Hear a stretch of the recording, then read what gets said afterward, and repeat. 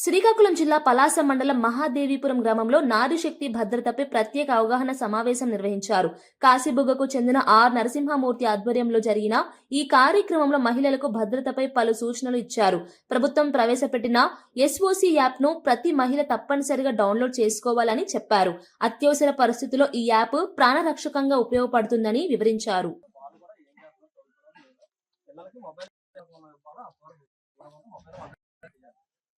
చాలా మంది గేమ్స్ కూడా ఎడిట్ అవుతున్నారు కదా, ఫ్రీ ఫైర్ ఇలాంటివి చాలా మంది సూసైడ్ కూడా చేసుకుంటారు.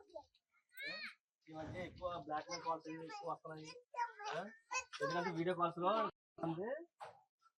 బ్లాక్ మెయిల్ ఎక్కువ అవుతుంది ఈ సోషల్ మీడియా పరంగా.